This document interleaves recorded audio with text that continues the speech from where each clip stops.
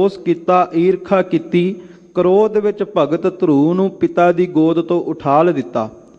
पिता दे इस वखरेवे तो भगत ध्रुव जी निराश होए, उदास होए, अपनी माँ कोल गए। माता नूं जाके पुछया, किस उद्यम ते राज मिलै, शत्रु ते सब होवन मीता। खालसा जी, जे चाहुंदे आ ना बच्चे भगत होण ਤੇ ਬੱਚਿਆਂ ਨੂੰ ਭਗਤ ਬਣਾਉਣ ਤੋਂ ਪਹਿਲਾਂ ਮਾਂ ਪਿਓ ਨੂੰ ਖੁਦ ਭਗਤ ਬਣਨਾ ਪਵੇਗਾ। ਮਾਂ ਨੂੰ ਪੁੱਛਿਆ, ਮਾਂ ਕਿ ਰਾਜ ਕਿਵੇਂ ਮਿਲੇਗਾ, ਇਹ ਵੈਰੀ ਇਹ ਸ਼ਤਰੂ ਮਿੱਤਰ ਕਿਵੇਂ ਬਣਨਗੇ। ਮਾਂ ਭਾਵਨਾ ਵਾਲੀ ਸੀ, ਉਹਨੇ ਇਹ ਨਹੀਂ ਕਿਹਾ ਆਪਣੇ ਪਿਤਾ ਦੀ ਬਗਾਵਤ ਕਰ ਦੇ। ਮਾਂ ਨੇ ਕਿਹਾ, ਬੇਟਾ ਪਰਮੇਸ਼ਰ ਆਰਾਧੀਐ, ਜੇਦੂ ਹੋਈਐ ਪਤਤ ਪੁਨੀਤਾ। ਤੂੰ ਰੱਬ ਦਾ ਨਾਮ ਤੇ ਆ, ਪ੍ਰਮਾਤਮਾ ਤੈਨੂੰ ਸ੍ਰਿਸ਼ਟੀ ਦਾ ਰਾਜ ਬਖਸ਼ੇਗਾ। ਸੱਚ ਹੈ, ਜਿਸ ਇਹ ਨਾਮ ਨੂੰ ਜਪਣ ਵਾਲਿਆਂ ਨੂੰ ਪਰਮਾਤਮਾ ਦਰਗਾਹ ਦੀ ਪਾਤਸ਼ਾਹੀ ਦਿੰਦਾ ਹੈ। ਖਾਲਸਾ ਜੀ, ਭਗਤ ਧਰੂ ਜੀ ਜਪਣ ਵਾਸਤੇ ਮਹਿਲਾਂ ਨੂੰ ਤਿਆਗ ਕੇ ਚੱਲੇ। ਪਿੱਛੋਂ ਰਾਜੇ ਸੱਦਿਆ, ਨਿਹਚਲ ਰਾਜ ਕਰੋ ਨਿਤਨੀਤਾ। ਰਾਜੇ ਨੂੰ ਪਤਾ ਲੱਗਾ, ਸੁਨੇਹਾ ਲਾ ਦਿੱਤਾ ਕਿ ਤੈਨੂੰ ਮੈਂ ਅੱਧਾ ਰਾਜ ਦੇਣਾ। ਤੇ ਵੇਖੋ ਅੱਜ ਕਿਤੇ ਸਿੱਖ ਬਾਣੀ ਪੜ੍ਹਦਾ ਹੋਵੇ, ਕਿਸੇ ਕਾਰਜ ਨੂੰ ਮੁੱਖ ਰੱਖ ਕੇ ਜਦੋਂ ਗੁਰੂ ਅਰਦਾਸ ਪੂਰੀ ਕਰ ਦਵੇ, ਬਾਅਦ ਵਿੱਚ ਕਈ ਵਾਰ ਵੇਖਣ ਵਿੱਚ ਆਉਂਦਾ ਸੀ ਬਾਣੀ ਪੜ੍ਹਨੀ ਛੱਡ ਦਿੰਦੇ ਆ, ਦਾਤ ਲੈ ਕਰਕੇ ਦਾਤੇ ਨੂੰ ਭੁੱਲ ਜਾਂਦੇ ਆ। ਭਗਤ ਧਰੂ ਨੂੰ ਅੱਧੀ ਸ੍ਰਿਸ਼ਟੀ ਦੇ ਰਾਜ ਦਾ ਸੁਨੇਹਾ ਮਿਲਿਆ। ਚੌਂਕੜਾ ਲਾ ਕੇ ਵੈਰਾਗ ਵਿੱਚ ਆ ਗਏ।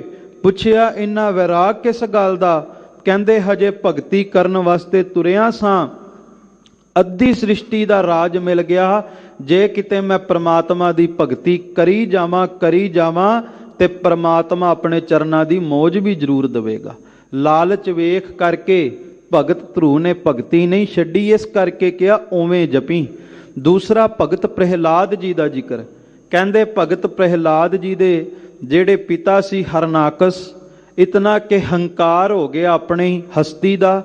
ਇਹ ਐਲਾਨ ਕਰ ਦਿੱਤਾ, ਕੋਈ ਵੀ ਹਰੀ ਦਾ ਜਾਪ ਨਾ ਕਰੇ, ਸਾਰੇ ਹਰਨਾਕਸ਼ ਜਪਿਆ ਕਰਨ। ਕਹਿੰਦੇ ਇੱਕ ਦਿਨ ਭਗਤ ਪ੍ਰਹਿਲਾਦ ਜੀ ਜਦੋਂ ਪੜ੍ਹਨ ਦੀ ਉਮਰ ਹੋਈ ਤੇ ਰਥ ਦੇ ਉੱਤੇ ਸਵਾਰ ਹੋ ਕਰਕੇ ਆਪਣੇ ਵਿਦਿਆਲੇ ਵੱਲ ਜਾ ਰਹੇ ਸਨ, ਗੁਰੂ ਕੁਲ ਵੱਲ ਜਾ ਰਹੇ ਸਨ। ਰਸਤੇ ਵਿੱਚ ਕਹਿੰਦੇ ਆਵਾਜ਼ ਕੰਨਾਂ ਵਿੱਚ ਪਈ ਕਿ ਪ੍ਰਮਾਤਮਾ ਅਕਾਲ ਪੁਰਖ, ਕੇਵਲ ਤੂੰ ਹੀ ਸਾਡੀ ਸਹਾਇਤਾ ਕਰ ਸਕਦਾ, ਕੋਈ ਹੋਰ ਸਾਡੀ ਬਾਂਹ ਨਹੀਂ ਪਕੜ ਸਕਦਾ। ਇਹ ਸ਼ਬਦ ਜਦੋਂ ਭਗਤ ਪ੍ਰਹਿਲਾਦ ਨੇ ਸੁਣੇ, ਰਥ ਨੂੰ ਰੁਕਵਾਇਆ, ਉਤਰ ਕਰਕੇ ਉਸ ਝੌਂਪੜੀ ਵਿੱਚ ਗਏ। ਜਾ ਕੇ ਵੇਖਿਆ ਉਹ ਦੋਵੇਂ ਪਤੀ ਪਤਨੀ ਅਰਦਾਸ ਕਰ ਰਹੇ ਸਨ ਅੱਖਾਂ ਬੰਦ ਕਰਕੇ, ਪ੍ਰਮਾਤਮਾ ਕੇਵਲ ਤੂੰ ਸਾਡੀ ਬਾਂਹ ਪਕੜ ਸਕਦਾ, ਕੋਈ ਹੋਰ ਨਹੀਂ ਪਕੜ ਸਕਦਾ। ਭਗਤ ਪ੍ਰਹਿਲਾਦ ਨੇ ਕਿਹਾ, ਤੁਸੀਂ ਮੇਰੇ ਪਿਤਾ ਦਾ ਹੁਕਮ ਨਹੀਂ ਮੰਨ ਰਹੇ। ਮੇਰੇ ਪਿਤਾ ਨੇ ਕਿਹਾ ਕੇਵਲ ਹਰਨਾਕਸ਼ ਦਾ ਜਾਪ ਕਰਨਾ। ਕਹਿੰਦੇ ਹੁਣ ਹਰਨਾਕਸ਼ ਦਾ ਜਾਪ ਨਹੀਂ ਬਚਾ ਸਕਦਾ, ਕੇਵਲ ਹਰੀ ਦਾ ਜਾਪ ਬਚਾ ਸਕਦਾ। ਭਗਤ ਪ੍ਰਹਿਲਾਦ ਨੇ ਪੁੱਛਿਆ ਵੀ ਕਿਉਂ? ਐਸਾ ਕਿਹੜਾ ਕੰਮ ਹੈ, ਐਸੀ ਕਿਹੜੀ ਸਹਾਇਤਾ ਜਿਹੜਾ ਮੇਰਾ ਪਿਤਾ ਨਾ ਕਰ ਸਕੇ? ਕਹਿੰਦੇ ਉਹਨਾਂ ਦੋਵਾਂ ਨੇ ਜਵਾਬ ਦਿੱਤਾ, ਅਸੀਂ ਮਿੱਟੀ ਦੇ ਭਾਂਡੇ ਬਣਾਉਂਦੇ ਆ। ਆਵੇ ਦੇ ਵਿੱਚ ਮਿੱਟੀ ਦੇ ਭਾਂਡੇ ਬਣਾ ਕਰਕੇ ਬੰਦ ਕੀਤਾ, ਪਰ ਵੇਖੋ ਆਵਾਜ਼ ਆ ਰਹੀ ਹੈ ਬਿੱਲੀ ਦੇ ਬਲੂੰਗੜਿਆਂ ਦੀ, ਤੇ ਹੁਣ ਕਿਤੇ ਅੱਗ ਦੇ ਸੇਕ ਦੇ ਕਾਰਨ ਉਹ ਮਰ ਨਾ ਜਾਣ, ਇਸ ਕਰਕੇ ਅਸੀਂ ਪ੍ਰਮਾਤਮਾ ਦੇ ਚਰਨਾਂ ਵਿੱਚ ਅਰਦਾਸ ਕਰ ਰਹੇ ਹਾਂ। ਭਗਤ ਪ੍ਰਹਿਲਾਦ ਨੇ ਕਿਹਾ ਕਿ ਪ੍ਰਮਾਤਮਾ ਅੱਗੇ ਅਰਦਾਸ ਕਰੋਗੇ ਤੇ ਪ੍ਰਮਾਤਮਾ ਅੱਗੇ ਕੀਤੀ ਅਰਦਾਸ ਬਿੱਲੀ ਦੇ ਬੱਚਿਆਂ ਨੂੰ ਅੱਗ ਤੋਂ ਬਚਾ ਲਵੇਗੀ। ਤੇ ਖਾਲਸਾ ਜੀ ਉਹ ਦੋਵੇਂ ਭਾਵਨਾ ਵਾਲੇ ਸਨ। ਕਹਿੰਦੇ ਜੇ ਪ੍ਰਮਾਤਮਾ ਕਿਰਪਾ ਕਰੇ ਉਹ ਬਿਨਾਂ ਸਵਾਸਾਂ ਤੋਂ ਵੀ ਜਿਉਂਦਿਆਂ ਰੱਖ ਸਕਦਾ, ਅੱਗ ਦੀ ਕਿਹੜੀ ਗੱਲ ਹੈ। ਪਰਮਾਤਮਾ ਅੱਗੇ ਭਾਵਨਾ ਨਾਲ ਅਰਦਾਸ ਕੀਤੀ ਜਾਵੇ, ਤੱਤੀ ਵਾਹ ਵੀ ਲੱਗਣ ਨਹੀਂ ਦਿੰਦਾ। ਕਹਿੰਦੇ ਭਗਤ ਪ੍ਰਹਿਲਾਦ ਨੇ ਕਿਹਾ ਜਦੋਂ ਆਵਾ ਦੁਬਾਰਾ ਖੋਲੋ ਮੈਨੂੰ ਜ਼ਰੂਰ ਦੱਸ ਦਿਓ। ਖਾਲਸਾ ਜੀ ਕੁਝ ਦਿਨਾਂ ਬਾਅਦ ਜਦੋਂ ਆਵਾ ਖੋਲਿਆ, ਵੇਖਿਆ ਕਿ ਜਿਹੜੀ ਅੱਗ ਮਿੱਟੀ ਦੇ ਭਾਂਡਿਆਂ ਨੂੰ ਸੇਕ ਦਿੰਦੀ ਹੈ, ਭਾਂਡੇ ਪੱਕੇ ਹੋ ਜਾਂਦੇ, ਪਰ ਉਹ ਬਿੱਲੀ ਦੇ ਜਿਹੜੇ ਬੱਚੇ ਸਨ ਉਹਨਾਂ ਨੂੰ ਅੱਗ ਕੁਝ ਵੀ ਕਰ ਨਾ ਸਕੀ, ਅੱਗ ਵਾਲ ਵੀ ਵਿੰਗਾ ਨਾ ਕਰ ਸਕੀ। ਇੱਥੋਂ ਐਸੀ ਜਾਗ ਲੱਗੀ ਭਗਤੀ ਕਰਨ ਦੀ, ਭਗਤ ਪ੍ਰਹਿਲਾਦ ਨੇ ਪਰਮਾਤਮਾ ਦੇ ਨਾਮ ਨੂੰ ਜਪਣਾ ਸ਼ੁਰੂ ਕਰ ਦਿੱਤਾ, ਰਾਮ ਨਾਮ ਦਾ ਜਪ ਕੀਤਾ। ਪਰ ਮੈਂ ਬੇਨਤੀ ਕਰਾਂ, ਭਗਤ ਪ੍ਰਹਿਲਾਦ ਨੇ ਉਸ ਰਾਮ ਨਾਮ ਦਾ ਜਪ ਕੀਤਾ ਹੈ ਜਿਸ ਰਾਮ ਨੇ ਦਸ਼ਰਥ ਦੇ ਪੁੱਤਰ ਸ਼੍ਰੀ ਰਾਮਚੰਦਰ ਨੂੰ ਦੁਨੀਆ ਤੇ ਭੇਜਿਆ ਸੀ। ਤੈਤੋਂ ਹੀ ਬਲਰਾਮ ਲੈ ਨਲ ਬਾਣਾ ਦੈਸ ਰਕਾਇਆ, ਤੈਤੋਂ ਹੀ ਬਲ ਕ੍ਰਿਸ਼ਨ ਲੈ ਕੰਸਕੇਸੀ ਪਕੜ ਗਿਰਾਇਆ। ਇਹ ਉਸ ਰਾਮ ਦੀ ਗੱਲ ਹੈ ਜਿਹੜਾ ਕਣ ਕਣ ਵਿੱਚ ਰਮਿਆ ਹੈ। ਖਾਲਸਾ ਜੀ, ਪਰਮਾਤਮਾ ਦੇ ਨਾਮ ਨੂੰ ਜਪਿਆ, ਪਰ ਹਰਨਾਕਸ਼ ਨੂੰ ਇਹ ਗੱਲ ਪਚੀ ਨਾ। ਤੇ ਜੋ ਧੰਨ ਗੁਰੂ ਅਮਰਦਾਸ ਜੀ ਨੇ ਕਿਹਾ ਨਾ ਕਿ ਉਹ ਆਪਣੇ ਭਗਤਾਂ ਦੀ ਲਾਜ ਰੱਖਦਾ ਹੈ, ਸੱਚਮੁੱਚ ਪ੍ਰਮਾਤਮਾ ਨੇ ਨਾਮ ਦੀ ਕਲਾ ਵਰਤਾਈ। ਕਹਿੰਦੇ ਭਗਤ ਪ੍ਰਹਿਲਾਦ ਦੇ ਹਿਰਦੇ 'ਚ ਭਰੋਸਾ ਸੀ ਨਾਮ ਪ੍ਰਤੀ। ਹਰਨਾਕਸ਼ ਨੇ ਸਜ਼ਾ ਸੁਣਾਈ ਕਦੇ ਪਹਾੜ ਤੋਂ ਗੇਰਨ ਦੀ, ਪਰ ਕਹਿੰਦੇ ਪ੍ਰਮਾਤਮਾ ਦੇ ਨਾਮ ਦੀ ਕਲਾ ਐਸੀ ਵਰਤੀ ਕਿ ਪਹਾੜ ਤੋਂ ਜਦੋਂ ਗੇਰਿਆ ਗਿਆ, ਭਗਤ ਪ੍ਰਹਿਲਾਦ ਦਾ ਭਾਰ ਰੂੰ ਵਰਗਾ ਹੋ ਗਿਆ। ਬਿਲਕੁਲ ਰੂੰ ਦੀ ਤਰ੍ਹਾਂ ਜ਼ਮੀਨ ਤੇ ਆ ਕਰਕੇ ਖੜੇ ਹੋ ਗਏ ਤੇ ਪ੍ਰਮਾਤਮਾ ਦੇ ਨਾਮ ਨੇ ਕੁਝ ਵਿਗੜਨ ਨਾ ਦਿੱਤਾ। ਉਸ ਤੋਂ ਬਾਅਦ ਜੇ ਅੱਗ ਵਿੱਚ ਵੀ ਬਿਠਾਇਆ ਤਾਂ ਉੱਥੇ ਵੀ ਖਾਲਸਾ ਜੀ ਪ੍ਰਮਾਤਮਾ ਦੇ ਨਾਮ ਦੀ ਕਲਾ ਵਰਤੀ। ਅੱਗ ਨੇ ਆਪਣਾ ਸੁਭਾਅ ਬਦਲਿਆ ਤੇ ਪ੍ਰਮਾਤਮਾ ਦੇ ਪਿਆਰੇ ਭਗਤ ਪ੍ਰਹਿਲਾਦ ਨੂੰ ਤੱਤੀ ਵਾਹ ਵੀ ਨਾ ਲੱਗੀ। ਤਾਤੀ ਵਾਹ ਨਾ ਲੱਗ ਗਈ, ਪਾਰ ਬ੍ਰਹਮ ਸਰਣਾਈ, ਚੌਗਿਰਦ ਹਮਾਰੇ ਰਾਮ ਕਰ ਦੁੱਖ ਲੱਗੈ ਨਾ ਪਾਈ। ਇਸ ਕਰਕੇ ਰੋਜ਼ਾਨਾ ਹੀ ਸੋਦਰਤ ਦੇ ਵਿੱਚ ਪੜ੍ਹਦੇ ਹਾਂ, ਹਰ ਜੁਗ ਜੁਗ ਭਗਤ ਉਪਾਇਆ, ਪੈਜ ਰੱਖਦਾ ਆਇਆ ਰਾਮ ਰਾਜੇ, ਹਰਨਾਕਸ ਦੁਸ਼ਟ ਹਰ ਮਾਰਿਆ, ਪ੍ਰਹਿਲਾਦ ਤਰਾਇਆ। ਵੇਖੋ ਪ੍ਰਮਾਤਮਾ ਨੇ ਆਪਣੇ ਭਗਤ ਦੀ ਲਾਜ ਰੱਖੀ ਤੇ ਥੰਬ ਦੇ ਵਿੱਚੋਂ ਪ੍ਰਗਟ ਹੋ ਕਰਕੇ ਨਰਸਿੰਘ ਦਾ ਅਵਤਾਰ ਧਾਰਨ ਕਰਕੇ ਪ੍ਰਮਾਤਮਾ ਨੇ ਉਸ ਹੰਕਾਰੀ ਦਾ, ਉਸ ਦੁਸ਼ਟ ਦਾ ਨਾਸ਼ ਕਰ ਦਿੱਤਾ ਤੇ ਭਗਤ ਪ੍ਰਹਿਲਾਦ ਦੀ ਜੈ ਜੈਕਾਰ ਸਦੀਆਂ ਤੱਕ ਕਰਵਾ ਦਿੱਤੀ। ਸੋ ਇਸ ਕਰਕੇ ਗੁਰੂ ਅਮਰਦਾਸ ਜੀ ਕਹਿੰਦੇ ਨੇ, ਪ੍ਰਮਾਤਮਾ ਤੂੰ ਸਦਾ ਆਪਣੇ ਪਿਆਰਿਆਂ ਦੀ ਲਾਜ ਰੱਖਦਾ ਹੈ। ਜਿਸ ਤਰ੍ਹਾਂ ਤੂੰ ਭਗਤ ਪ੍ਰਹਿਲਾਦ ਦੀ ਲਾਜ ਰੱਖੀ ਹੈ, ਸੱਚ ਹੈ ਜੇ ਅੱਜ ਵੀ ਤੈਨੂੰ ਕੋਈ ਜਪ ਲਵੇ ਤੇ ਤੂੰ ਭਗਤ ਪ੍ਰਹਿਲਾਦ ਦੀ ਤਰ੍ਹਾਂ ਅੱਜ ਵੀ ਆਪਣੇ ਭਗਤਾਂ ਦੀ ਲਾਜ ਰੱਖਦਾ ਹੈ। ਖਾਲਸਾ ਜੀ, ਆਪਾਂ ਸੱਚਖੰਡ ਸ੍ਰੀ ਹਰਿਮੰਦਰ ਸਾਹਿਬ ਗੁਰੂ ਰਾਮਦਾਸ ਜੀ ਦੇ ਚਰਨਾਂ ਵਿੱਚ ਅਰਦਾਸ ਕਰਦੇ ਆ ਨਾ, ਹਾਜ਼ਰੀਆਂ ਭਰਦੇ ਆ, ਤੇ ਮੈਂ ਬੇਨਤੀ ਅਕਸਰ ਕਰਦਾ ਕਿ ਵੇਖੋ ਪਿਆਰ ਦੇ ਨਾਲ, ਭਰੋਸੇ ਦੇ ਨਾਲ, ਭਾਵਨਾ ਦੇ ਨਾਲ ਧੰਨ ਸਤਿਗੁਰੂ ਗੁਰੂ ਰਾਮਦਾਸ ਸੱਚੇ ਪਾਤਸ਼ਾਹ ਦੇ ਚਰਨਾਂ ਵਿੱਚ ਅਰਦਾਸ ਕਰਕੇ ਵੇਖਿਓ। ਜੀਵਨ ਵਿੱਚ ਹਰ ਇੱਕ ਦੇ ਐਸਾ ਪਲ ਆਉਂਦਾ ਹੀ ਆਉਂਦਾ ਹੈ ਜਦੋਂ ਦੁਨੀਆ ਦੇ ਸਾਰੇ ਬੂਹੇ ਬੰਦ ਹੋ ਜਾਂਦੇ ਨੇ, ਦੁਨੀਆ ਦੇ ਸਾਰੇ ਰਿਸ਼ਤੇ ਨਾਤੇ ਸਾਥ ਛੱਡ ਦਿੰਦੇ ਨੇ। ਕਈ ਵਾਰ ਜੀਵਨ ਵਿੱਚ ਐਸਾ ਸਮਾਂ ਆਉਂਦਾ ਹੈ ਮੁਸ਼ਕਲ ਦਾ ਕਿ ਸਾਰੇ ਰਿਸ਼ਤੇ ਸਾਥ ਛੱਡ ਜਾਂਦੇ ਨੇ, ਦੁਨੀਆ ਦੇ ਸਾਰੇ ਬੂਹੇ ਬੰਦ ਹੋ ਜਾਂਦੇ ਨੇ।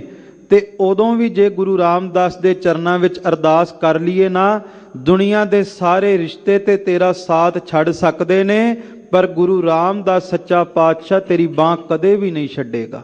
ਦੁਨੀਆ ਦੇ ਸਾਰੇ ਬੂਹੇ ਬੰਦ ਹੋ ਸਕਦੇ ਆ, ਪਰ ਧੰਨ ਗੁਰੂ ਰਾਮਦਾਸ ਦੇ ਘਰ ਦਾ ਬੂਹਾ ਆਪਣੇ ਸਿੱਖ ਵਾਸਤੇ ਕਦੇ ਵੀ ਬੰਦ ਨਹੀਂ ਹੁੰਦਾ।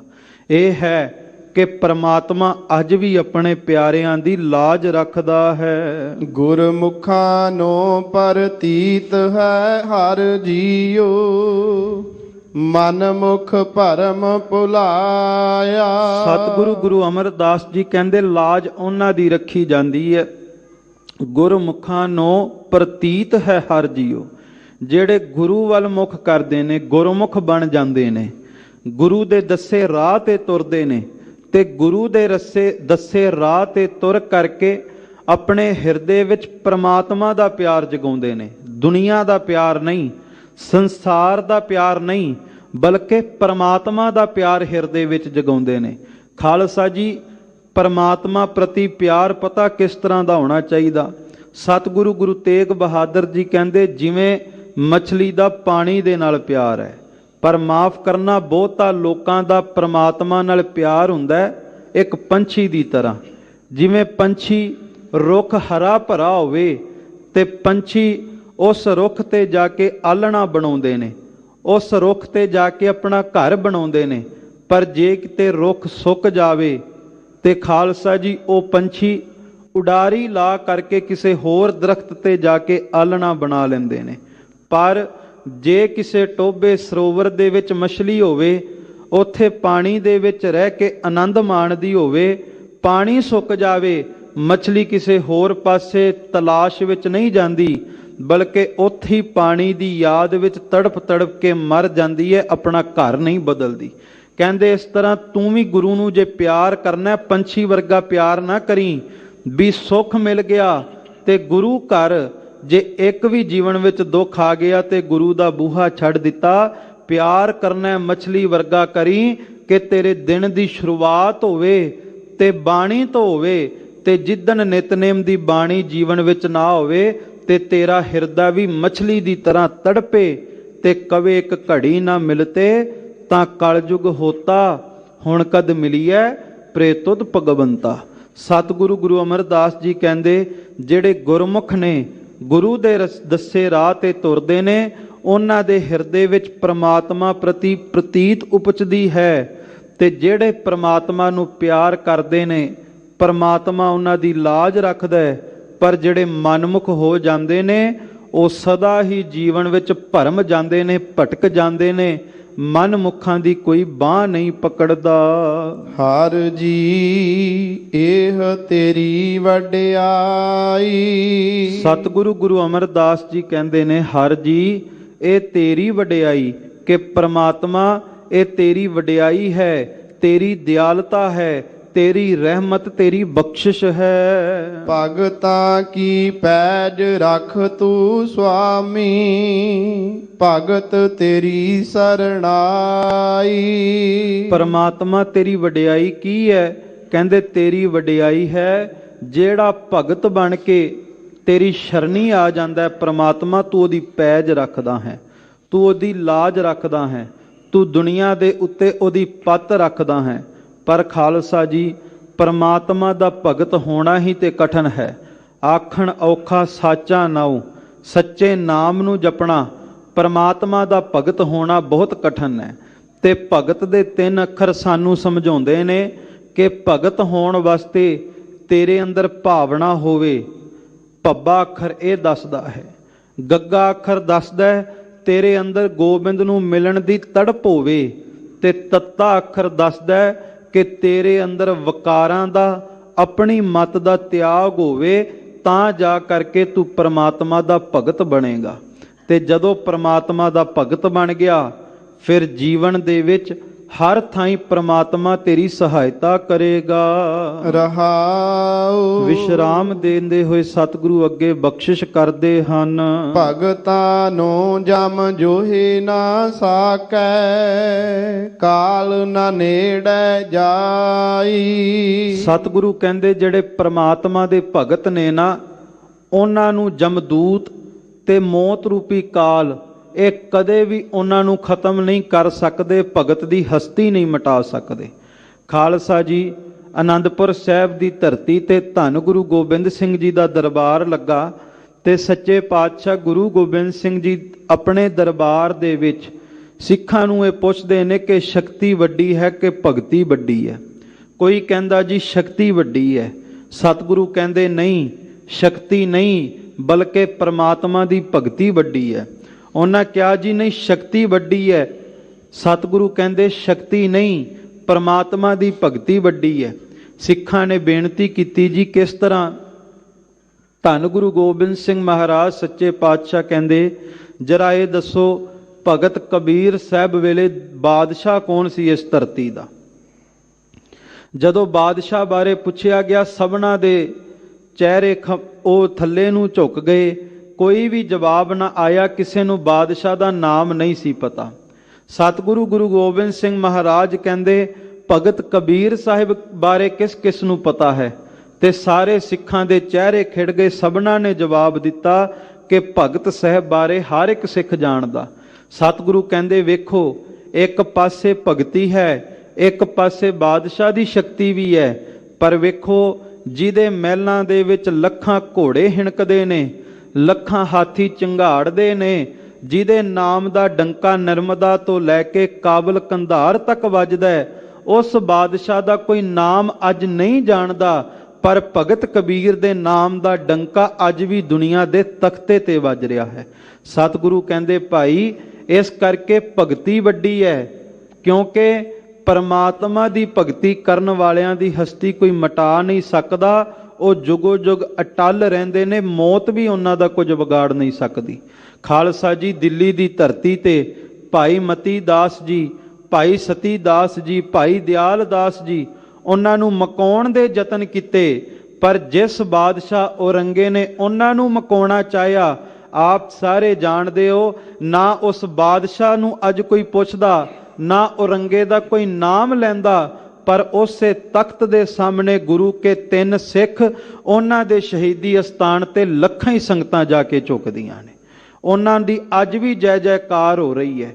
ਇਹ ਹੈ ਪਰਮਾਤਮਾ ਦੇ ਪਿਆਰਿਆਂ ਦੀ ਕੋਈ ਹਸਤੀ ਮਿਟਾ ਨਹੀਂ ਸਕਦਾ। ਹੋ ਸਕਦਾ ਹੈ ਇੱਕ ਵਾਰ ਕਿਤੇ ਮੁਸ਼ਕਲਾਂ ਦਾ, ਅੜਚਨਾਂ ਦਾ ਸਾਹਮਣਾ ਕਰਨਾ ਪਵੇ, ਸੰਘਰਸ਼ ਕਰਨਾ ਪਵੇ, ਪਰ ਪ੍ਰਮਾਤਮਾ ਦੇ ਪਿਆਰੇ ਸੰਘਰਸ਼ ਕਰਕੇ ਵੀ ਸਦਾ ਜੇਤੂ ਹੀ ਹੁੰਦੇ ਨੇ, ਕਦੇ ਹਾਰਦੇ ਨਹੀਂ। ਤੇ ਮੈਂ ਇੱਕ ਅੱਜ ਬੇਨਤੀ ਕਰਨੀ ਚਾਹੁੰਦਾ ਗੁਰਦੁਆਰਾ ਮੰਜੀ ਸਾਹਿਬ ਦੀਵਾਨ ਹਾਲ ਤੋਂ ਕਿ ਸ਼੍ਰੋਮਣੀ ਗੁਰਦੁਆਰਾ ਪ੍ਰਬੰਧਕ ਕਮੇਟੀ ਵੱਲੋਂ ਵੇਖੋ ਦਸਖਤ ਮੁਹਿੰਮ ਚਲਾਈ ਜਾ ਰਹੀ ਹੈ ਬੰਦੀ ਸਿੰਘਾਂ ਦੀ ਰਿਹਾਈ ਵਾਸਤੇ, ਉਹਨਾਂ ਮਰਜੀਵੜੇ ਸਿੱਖਾਂ ਵਾਸਤੇ ਜਿਨ੍ਹਾਂ ਆਪਣੀਆਂ ਜਵਾਨੀਆਂ ਗੁਰੂ ਪੰਥ ਦੇ ਲੇਖੇ ਲਾਈਆਂ। ਤੇ ਸਮੁੱਚੇ ਗੁਰੂ ਖਾਲਸਾ ਪੰਥ ਨੂੰ, ਗੁਰੂ ਕੀ ਸੰਗਤ ਨੂੰ ਚਾਹੀਦਾ ਹੈ ਇਸ ਮੁਹਿੰਮ ਦੇ ਵਿੱਚ ਸ਼ਾਮਲ ਹੋਈਏ, ਕਿਉਂਕਿ ਬਾਬਾ ਜੱਸਾ ਸਿੰਘ ਆਹਲੂਵਾਲੀਆ ਦੇ ਬਚਨ ਸਨ ਬੁੱਢਾ ਦਲ ਦੇ ਚੌਥੇ ਮੁਖੀ ਦੇ ਕਿ ਮਿਸਲ ਵੰਡ ਅਬ ਕਬੂ ਨਾ ਪਾਵੋਂ, ਰਲ ਮਿਲ ਤੁਰਕੜ ਪੰਥ ਬਚਾਵੋਂ। ਜਦੋਂ ਪੰਥ ਤੇ ਗੱਲ ਬਣ ਜਾਵੇ ਫਿਰ ਆਪਸੀ ਧੜਿਆਂ ਤੋਂ, ਆਪਸੀ ਵੰਡੀਆਂ ਤੋਂ ਉਤਾਂ ਉੱਠ ਕਰਕੇ ਇੱਕ ਪੰਥ ਦੇ ਨਿਸ਼ਾਨ ਦੀ ਤਾਬਿਆ ਤੇ ਚੱਲਣਾ ਸ਼ੁਰੂ ਕਰ ਦੇਣਾ ਚਾਹੀਦਾ ਹੈ। ਖਾਲਸਾ ਜੀ, ਇਸ ਕਰਕੇ ਅੱਜ ਸਾਨੂੰ ਇਸ ਮੁਹਿੰਮ ਦੇ ਵਿੱਚ ਸ਼ਾਮਲ ਹੋਣਾ ਚਾਹੀਦਾ ਹੈ। ਇਹ ਦਸਖਤ ਨਹੀਂ ਬਲਕਿ ਇਹ ਕੇਵਲ ਇੱਕ ਹਾ ਦਾ ਨਾਰਾ ਹੈ। ਤੇ ਚੇਤੇ ਰੱਖੋ ਸਰਹੰਦ ਦੇ ਵਿੱਚ ਉਸ ਨਵਾਬ ਨੇ ਹਾ ਦਾ ਨਾਰਾ ਮਾਰਿਆ, ਗੁਰੂ ਨੇ ਉਹਨਾਂ ਦੀ ਜੜ ਰੱਖ ਲਈ। ਅੱਜ ਜਿਹੜਾ ਵੀ ਗੁਰੂ ਕਾ ਸਿੱਖ ਬੰਦੀ ਸਿੰਘਾਂ ਵਾਸਤੇ ਹਾ ਦਾ ਨਾਰਾ ਮਾਰੇਗਾ, ਕਲਗੀਆਂ ਵਾਲਾ ਉਸ ਸਿੱਖ ਦੀ ਜੜ ਦੁਨੀਆ ਤੇ ਜ਼ਰੂਰ ਰੱਖੇਗਾ। ਤੇ ਇੱਕ ਹੋਰ ਬੇਨਤੀ ਕਰਾਂ ਕਿ ਖਾਲਸੇ ਨੂੰ ਕੋਈ ਬੰਦੀ ਬਣਾ ਨਹੀਂ ਸਕਦਾ। ਇਹ ਠੀਕ ਹੈ ਸੰਘਰਸ਼ ਕਰਨਾ ਪੈ ਰਿਹਾ, ਪਰ ਜਿਨ੍ਹਾਂ ਹਕੂਮਤਾਂ ਦੇ ਰਾਜ ਵਿੱਚ ਖਾਲਸਾ ਸੰਘਰਸ਼ ਕਰਦਾ ਹੈ ਉਹ ਹਕੂਮਤਾਂ ਤੇ ਬਹੁਤੀ ਦੇਰ ਨਹੀਂ ਰਹਿੰਦੀਆਂ, ਪਰ ਖਾਲਸੇ ਦੇ ਰਾਜ ਦਾ ਨਿਸ਼ਾਨ ਉਹ ਸਦਾ ਹੀ ਦੁਨੀਆ ਭਰ ਦੇ ਵਿੱਚ ਝੁਲਦਾ ਹੀ ਰਹਿੰਦਾ ਹੈ। ਸੋ ਇਸ ਮੁਹਿੰਮ ਦੇ ਵਿੱਚ ਜਾਂ ਗੁਰਦੁਆਰਾ ਅੰਬ ਸਾਹਿਬ ਵੀ ਸੰਘਰਸ਼ ਚੱਲ ਰਿਹਾ, ਇਹਨਾਂ ਵਿੱਚ ਯੋਗਦਾਨ ਪਾ ਕਰਕੇ ਪੰਥ ਦੇ ਭਲੇ ਦੇ ਕਾਰਜਾਂ ਵਿੱਚ ਜੁੜੀਏ। ਸੁਖ ਰਹੋ ਵਿਚਾਰ। ਸਤਿਗੁਰੂ ਗੁਰੂ ਅਮਰਦਾਸ ਜੀ ਕਹਿੰਦੇ ਜਿਹੜੇ ਪ੍ਰਮਾਤਮਾ ਦੇ ਪਿਆਰੇ ਨੇ ਨਾ, ਉਹਨਾਂ ਦਾ ਮੌਤ ਵੀ ਕੁਝ ਵਿਗਾੜ ਨਹੀਂ ਸਕਦੀ। ਕੇਵਲ RAM ਨਾਮ ਮਨ ਵਸਿਆ, ਨਾਮੇ ਹੀ ਮੁਕਤ ਪਾਈ। ਉਹਦਾ ਕਾਰਨ ਧੰਨ ਗੁਰੂ ਅਮਰਦਾਸ ਜੀ ਕਹਿੰਦੇ ਨੇ ਪਰਮਾਤਮਾ ਦੇ ਪਿਆਰਿਆਂ ਦਾ ਮੌਤ ਇਸ ਕਰਕੇ ਕੁਝ ਨਹੀਂ ਵਿਗਾੜਦੀ ਕਿਉਂਕਿ ਉਹਨਾਂ ਦੇ ਮਨ ਵਿੱਚ ਕੇਵਲ ਪਰਮਾਤਮਾ ਦਾ ਨਾਮ ਵਸਿਆ ਹੁੰਦਾ ਹੈ।